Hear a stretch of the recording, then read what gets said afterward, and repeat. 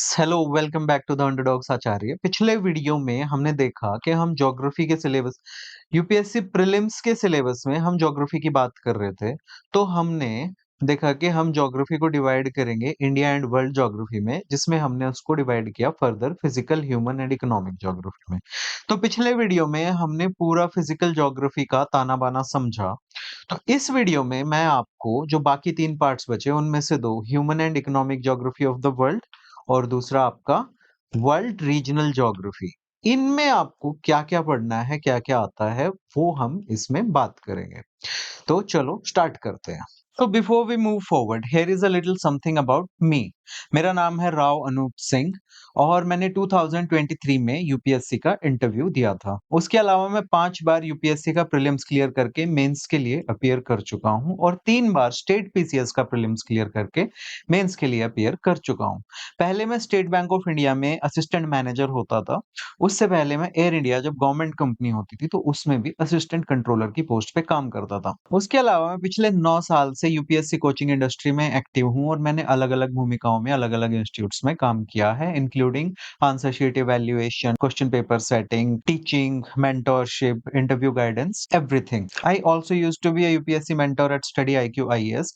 उसके अलावा ये सब एग्जाम्स हैं जो मैंने क्लियर किए हैं, आप पॉज करके पढ़ सकते हैं, ज्यादा टाइम नहीं वेस्ट करेंगे। Let's move. तो पहले human and economic geography of the world. Refer आपको इसके लिए, अगर आपका ज्योग्राफी ऑप्शनल नहीं है तो भाई आप एनसीईआरटी और इनसे ही आपका काम चल जाएगा, इसमें कोई ज्यादा नहीं है। बट नई और पुरानी दोनों एनसीईआरटी पढ़नी है। वहां पे कंजूसी मत करना कि यार ये पढ़ लेता हूँ, ये छोड़ देता हूँ, क्योंकि यूपीएससी ने इस बार भी पुरानी एनसीईआरटी से क्वेश्चन पूछे हैं, वो पूछ लेते हैं। तो सबसे पहला जो हमारा इस टॉपिक में पार्ट है वो है डेमोग्राफी एंड सेंसस। डेमोग्राफी होता है पॉपुलेशन की स्टडी। जब भी हम पॉपुलेशन को स्टडी करते हैं उसको डेमोग्राफी कहते हैं। और सेंसस तो आपको पता ही है, जो मोदी जी करवा नहीं रहे पिछले 5 साल से। तो इसमें सबसे पहले कॉन्सेप्ट ऑफ ह्यूमन रिसोर्सेज, यानी कि जो ह्यूमंस हैं उनको हम जनरली समझते हैं ज्यादा पॉपुलेशन होगी तो बोझ है, but human resources actually one of the best resources जो हमारे पास अवेलेबल है। क्योंकि ह्यूमंस नहीं होंगे तो बाकी रिसोर्सेज का कोई फायदा नहीं। उनको कौन यूज करेगा, कौन उनको एक्सप्लॉइट करेगा, कौन उनको एक्सप्लोर करेगा। फिर दूसरा जो हम इसमें पढ़ेंगे, factors affecting distribution of population. अब देखो, वर्ल्ड में हर जगह सेम पॉपुलेशन नहीं है, कहीं पे ज्यादा है, कहीं कम है। तो वो कौन से फैक्टर्स हैं जिसकी वजह से कहीं पे ज्यादा लोग रहते हैं और कहीं कम लोग रहते हैं, उसको हम डिस्ट्रीब्यूशन ऑफ पॉपुलेशन के फैक्टर्स कहते हैं। तो ये दो टाइप के होंगे, geographical factors and economic factors. ये हम इस पार्ट में पढ़ते हैं। तीसरा है पॉपुलेशन ग्रोथ, यानी कि लोगों की आबादी बढ़ती जा रही है, तो वो क्यों बढ़ रही है उसके कॉन्सेप्ट हम पढ़ेंगे। ग्रोथ ऑफ पॉपुलेशन क्या होता है, ग्रोथ रेट क्या होता है, नेचुरल ग्रोथ क्या होती है, पॉजिटिव ग्रोथ क्या होती है और नेगेटिव ग्रोथ क्या होती है, ये सब इसके अंडर हमको पढ़ना होगा। इसके बाद पॉपुलेशन जो चेंज होती है तो हमेशा ये नहीं है कि बढ़ती है, कम भी होती है, स्टैग्नेंट भी रहती है, बहुत सारे ट्रेंड होते हैं। तो उसमें क्या-क्या कंपोनेंट्स होते हैं वो हम यहाँ पे पढ़ेंगे। क्रूड बर्थ रेट, कितने बच्चे पैदा हो रहे हैं, क्रूड डेथ रेट, कितने लोगों की मृत्यु हो रही है, माइग्रेशन, लोग एक जगह से दूसरी जगह जा रहे हैं, इमिग्रेशन, एमिग्रेशन इसी के पार्ट होते हैं। और फिर माइग्रेशन के पुश एंड पुल फैक्टर्स, कि अगर किसी जगह से लोग जा रहे हैं तो वो इसलिए जा रहे हैं क्योंकि दूसरी जगह पे फैक्टर्स अच्छे हैं तो वो उसको पुल कर रहे हैं, या यहाँ के फैक्टर्स गंदे हैं वो उसको पुश कर रहे हैं। फॉर एग्जाम्पल, सीरिया से लोग जा रहे हैं तो वो इसलिए जा रहे हैं क्योंकि वहां पे वॉर हो रहा है, तो वो पुश फैक्टर है। बट अमेरिका में लोग आ रहे हैं इंडिया से, तो वो इसलिए आ रहे हैं क्योंकि अमेरिका में जॉब अपॉर्चुनिटी, सैलरीज वगैरह अच्छी हैं, तो वो पुल फैक्टर है। तो इस तरह की चीज होगी। अब हम देखेंगे ट्रेंड्स इन पॉपुलेशन ग्रोथ, यानी कि इसको टाइम वाइज भी देखना होता है और स्पेस वाइज भी देखना होता है। टाइम वाइज मतलब कि इंडिया का ही अगर हम देखें या वर्ल्ड का देखें तो कौन से ऐसे टाइम थे जब पॉपुलेशन ग्रोथ ज्यादा हुई, कौन से ऐसे टाइम थे जब पॉपुलेशन डिक्लाइन हुआ। और अगर स्पेस वाइज देखें तो अर्थ पे कौन से ऐसे कॉन्टिनेंट या हैं जहाँ पे पॉपुलेशन तेज बढ़ रही है, कहाँ पे स्लो बढ़ रही है, कहाँ पे कम हो रही है। ये सब है ट्रेंड्स इन पॉपुलेशन ग्रोथ। इसके बाद doubling time of world population, ये बहुत इंटरेस्टिंग कॉन्सेप्ट है, यानी कि पॉपुलेशन अपने आप को डबल कितने टाइम में करती है। एंड आपकी इंटरेस्ट के लिए बता दूं, पॉपुलेशन जो है वो एक्सपोनेंशियली बढ़ रही है, यानी कि फर्स्ट डबलिंग तो हुई बहुत स्लो, फिर फास्ट, फिर फास्ट, फिर और फास्ट, फिर और फास्ट, ऐसे इस तरह से। अब spatial pattern of population change, यानी कि अर्थ पे किस तरह से पॉपुलेशन चेंज हो रही है, कहाँ पे पहले ज्यादा होती थी, कहाँ अब ज्यादा है, इस तरह की चीजें। पॉपुलेशन चेंज का इम्पैक्ट क्या है? ज़्यादा हो रही है कहीं पे तो क्या होगा? कम हो रही है तो क्या होगा? उससे आगे है आपका डेमोग्राफिक ट्रांजिशन थियरी।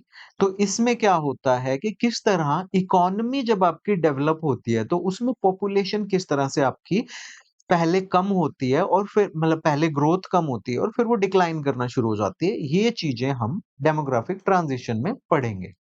इसके बाद पॉपुलेशन ग्रोथ की कुछ थियरी हैं जो मुझे लगता था कि ऑप्शनल के लिए इंपॉर्टेंट है, बट यहाँ पे भी आपको थोड़ा बहुत पता होना चाहिए, क्योंकि हरियाणा एचसीएस का तो मुझे पता है और यूपी पीसीएस का पता है, वो लोग पूछते हैं।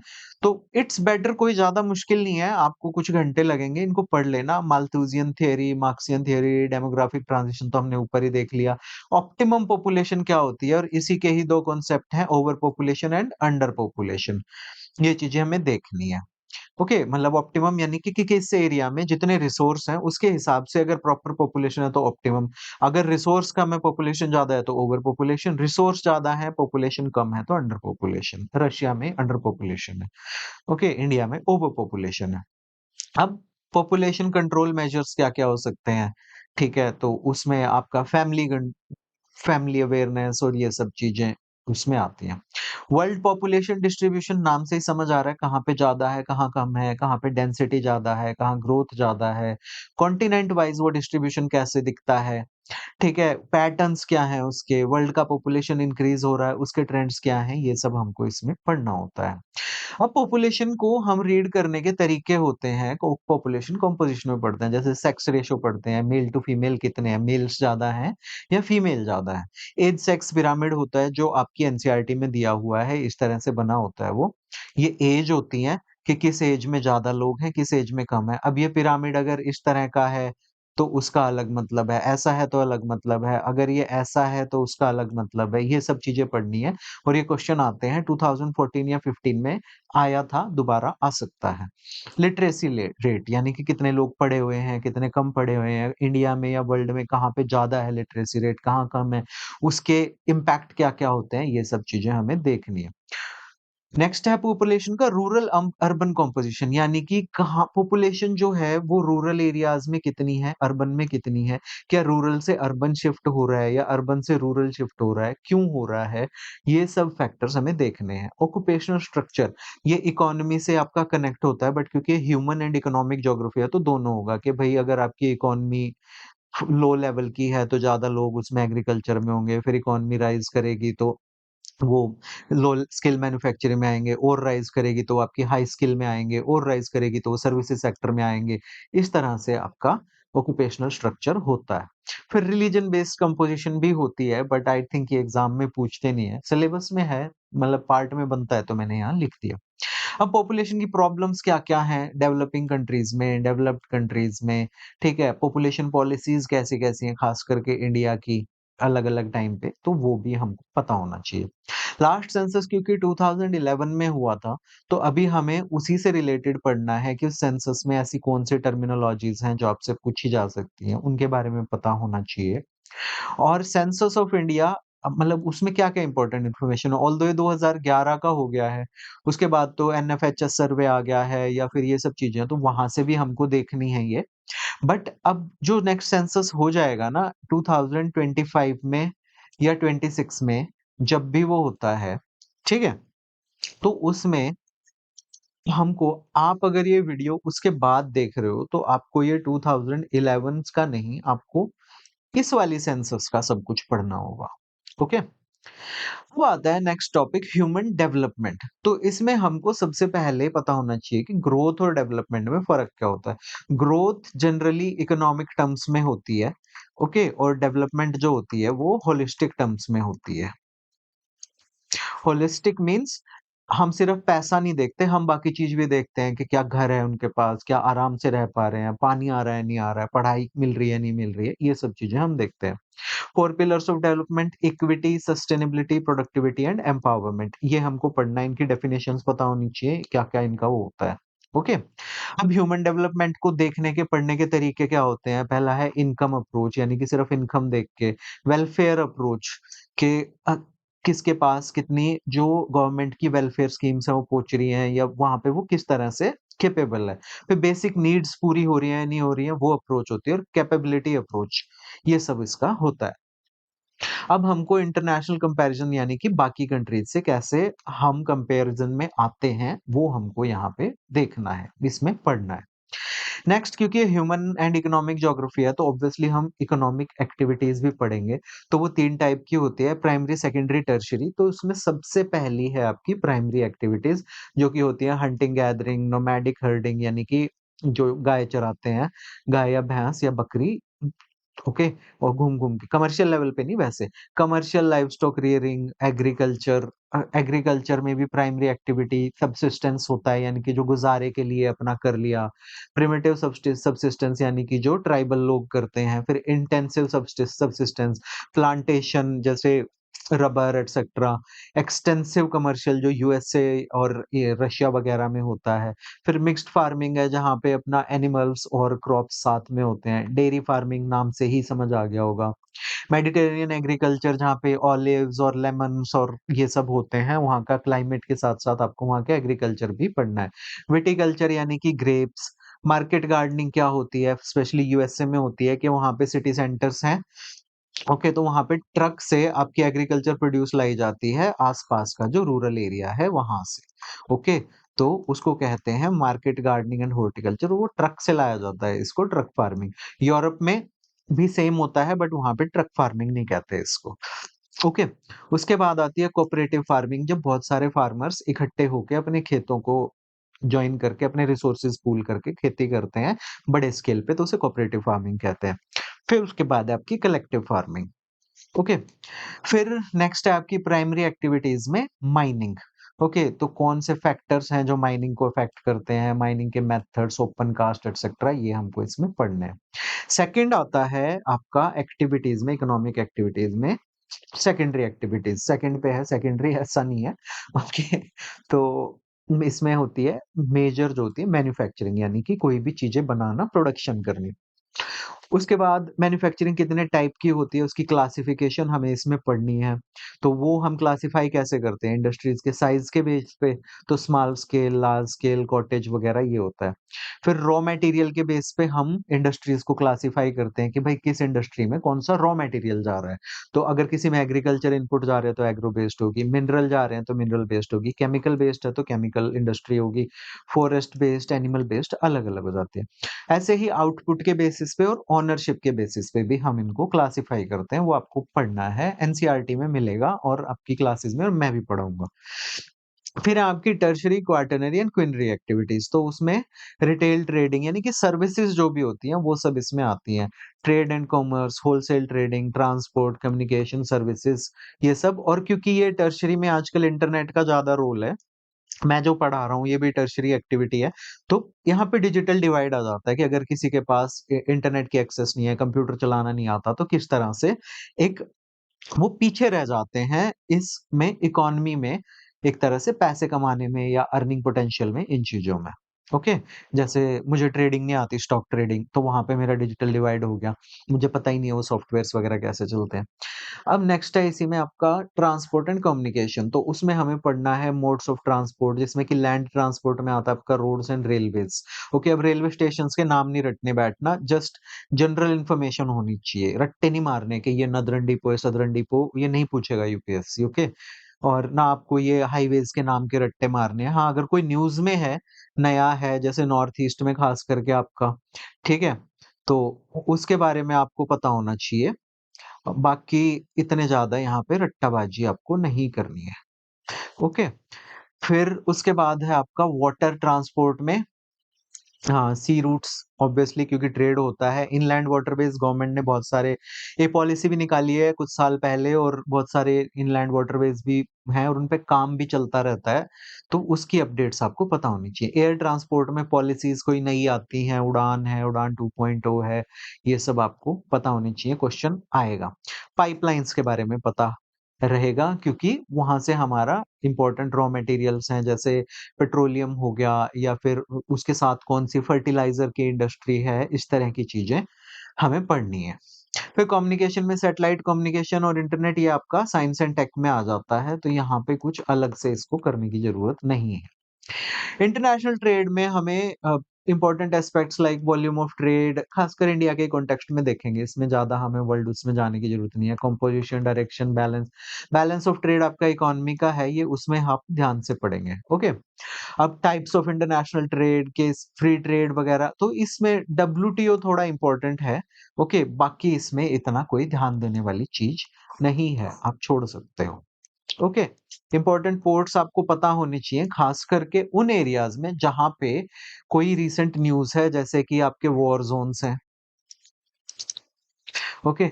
जैसे वॉर जोन्स में कौन सा हो गया आपका, Russia Ukraine, Israel Palestine, Iran etcetera, जहां पे भी अभी थाईलैंड की भी वॉर हुई थी, तो वहां का पढ़ लेना भाई, पूछ लेंगे, कुछ नहीं पता। फिर ह्यूमन एंड इकोनॉमिक ज्योग्राफी में, क्योंकि ह्यूमन जो है वो सेटलमेंट्स में रहते हैं, तो सिटी भी एक सेटलमेंट है, तो हमें सेटलमेंट्स भी पढ़नी है जो एनसीईआरटी में है आपकी। टाइप्स एंड पैटर्न्स के कैसी होती हैं, उनके पैटर्न क्या होते हैं, कॉम्पैक्ट या न्यूक्लिएटेड हैं, डिस्पर्स्ड यानी दूर दूर हैं, रूरल सेटलमेंट्स को कौन से फैक्टर्स अफेक्ट करते हैं, कैसे पैटर्न्स होते हैं रूरल यानी गांव की सेटलमेंट्स के। अर्बन सेटलमेंट का क्लासिफिकेशन देखेंगे, फिर उसको कौन से फैक्टर अफेक्ट करते हैं कि सिटीज बनते हैं कहीं पे, क्योंकि पहले तो सब जगह गांव ही थे, सिटीज क्यों बने, कौन से फंक्शंस होते हैं अर्बन सेंटर के, क्लास टाउन्स को क्लासिफाई गवर्नमेंट ऑफ इंडिया ने कैसे किया हुआ है वो देखना है। ठीक है। फिर टाइप्स ऑफ अर्बन सेटलमेंट के, टाउन है, सिटी है, कनर्बेशन है, मेगालोपोलिस है, मिलियन सिटी, ये हमको डेफिनेशंस पता होनी चाहिए, क्राइटेरिया पता रहनी चाहिए। फिर अर्बनाइजेशन के साथ इंडिया में क्या इश्यूज हैं वो हमको, जैसे कंजेशन है, और या फिर आपका जो म्युनिसिपल नेटवर्क है, जो मतलब अमेनिटीज है, सीवेज की प्रॉब्लम्स हैं, रोड की प्रॉब्लम, ट्रैफिक की प्रॉब्लम, ये सब। रूरल अर्बन माइग्रेशन क्यों हो रही है, कौन से मेजर फैक्टर्स हैं, ये पढ़ना है। स्लम्स क्यों बनते हैं सिटीज में, क्या प्रॉब्लम्स है, सिस्टेमिक प्रॉब्लम्स है, एटीट्यूड प्रॉब्लम है, ये सब। और स्मार्ट सिटी कॉन्सेप्ट तो हमारी गवर्नमेंट ऑफ इंडिया का है ही है। वर्ल्ड ज्योग्राफी में ही हमको इसी में ही ऐड कर लेते हैं, इंडिया ज्योग्राफी का अलग वीडियो बनाऊंगा नेक्स्ट। ओके। तो इसमें हम जो नेक्स्ट देखेंगे वो है वर्ल्ड रीजनल ज्योग्राफी, जिसमें हमें प्रॉपर कॉन्टिनेंट्स, कंट्रीज और सिटीज के बारे में पता होगा। ये मोस्टली देखो आपका ये करंट अफेयर बेस्ड है, बट उसमें भी क्या पढ़ना है आपको, मैपिंग ही मान लेते हैं इसको, एक तरह से आप इसको मैपिंग बोल सकते हो। तो मैपिंग में आपको देखना है कॉन्टिनेंट्स कहाँ कहाँ हैं, कौन से हैं, पता रखो। इंपॉर्टेंट सिटीज का पता रखो। ठीक है। कौन सी इंपॉर्टेंट रिवर्स के पास कौन से सिटीज हैं, खास करके जैसे यूक्रेन में लड़ाई चल रही है, तो वहां पे कौन सी रिवर है, इसराइल में कौन सी रिवर है, जॉर्डन रिवर के पास कहाँ पे क्या है, ये चीजें आपको स्टडी करनी पड़ेंगी। ओके। अब कुछ सिटीज के अगर नाम चेंज हुए हैं, जैसे gulf of Mexico, gulf of America नाम रख दिया, तो उस एरिया में क्या क्या है वो आपको पता रहेगा कि वहां पे कौन से आइलैंड्स हैं, या फिर कौन सा स्टेट है, क्वेश्चन आपसे पूछ लिया जाएगा, कोई भरोसा नहीं है। ओके। फिर ऐसे ही distinctive names of countries, towns क्यों रखा गया इस टाइप से, ऑल्दो आई डोंट थिंक इसमें जाएंगे, अभी तक गए नहीं है। अब regional grouping of countries of the world है, तो जैसे कि आपका वो है, क्या बोलते हैं उसको, नॉर्थ अमेरिका है। ओके। तो उसमें यहाँ पे सेंट्रल अमेरिका में क्या होगा कि यहाँ पे जो कंट्रीज है ना, ये यहाँ इस एरिया में जो कंट्रीज है उनका नॉर्थ साउथ ऑर्डर आपसे पूछ लेंगे, तो वो आपको पढ़ना है। ऐसे ही आपके साउथ ईस्ट एशियन कंट्रीज हैं, उनका नॉर्थ साउथ ऑर्डर पूछ सकते हैं। इक्वेटर किस में से क्रॉस होता है, ट्रॉपिक ऑफ कैंसर कहाँ से क्रॉस होता है, कैप्रिकॉर्न किस कंट्री से होता है, ये चीजें आपसे पूछेंगे। इस साल भी पूछा था ये 2025 में भी ऐसा एक क्वेश्चन था, शायद लेक्स का था, लेक्स के बारे में पूछा था, बट कंट्रीज का तो एटलीस्ट पता होना चाहिए आपको। ओके। अब कंट्रीज की इकोनॉमिक क्लासिफिकेशन में अमीर गरीब का जो फर्क होता है, कौन से कंट्री आपके एलडीसी यानी कि लीस्ट डेवलप्ड कंट्रीज हैं, फिर डेवलपिंग कंट्रीज हैं, और फिर डेवलप्ड कंट्रीज हैं, ये पढ़ना है। कौन कौन सी लोकेशन जो आपकी न्यूज में है उसी के बारे में ही हम बात कर रहे हैं, पूरी धरती का रट्टा मारने नहीं बैठोगे आप। ओके, कोई गधा मजदूरी नहीं करवानी मैंने आपसे। प्रिंसिपल रिसोर्सेज, अब हाँ ये इंपॉर्टेंट है कि भाई वर्ल्ड में कहाँ कहाँ कौन से रिसोर्स मिलते हैं, ये मैपिंग का मेन पार्ट, और ये आपको कॉन्टिनेंट वाइज पढ़ना है कि ऑस्ट्रेलिया में यहाँ पे यूरेनियम मिलेगा, यहाँ गोल्ड मिलेगा, गोल्ड जैसे कुलगार्दी कालगुर्दी में मिलता है तो वो पढ़ना है। ब्राजील प्लेटू में या फिर कैनेडियन शील्ड में आयरन कहाँ मिलेगा, ये चीजें आपको पढ़नी है। यूराल्स में आयरन मिलता है रशिया में, तो वो पढ़ना है। ऐसे ही जो प्रिंसिपल इंडस्ट्रियल रीजन्स हैं आपके वर्ल्ड के, वो भी पढ़ना है कि यूएसए में, एंग्लो अमेरिका में कौन से हैं, Canada, western Europe, central Britain, ये सब आपको इसमें स्टडी करना है प्रॉपर मैपिंग करके अपनी एटलस के साथ। तो ये तो इसका ज्योग्राफी का दूसरा पार्ट था। अब इंडिया ज्योग्राफी के बारे में हम अपने नेक्स्ट वीडियो में पढ़ेंगे। वीडियो अच्छा लगा तो आई विल अर्ज यू कि आप मेरे इस चैनल को लाइक करें, शेयर करें, सब्सक्राइब करें। टेलीग्राम पे भी सेम नाम से मेरा चैनल है, उसको भी फॉलो करें, अपने दोस्तों को फॉरवर्ड करें, क्योंकि अभी सिर्फ आपका फॉलो ही मेरी कमाई है। Okay, so thank you for watching. You are watching the underdogs Acharya.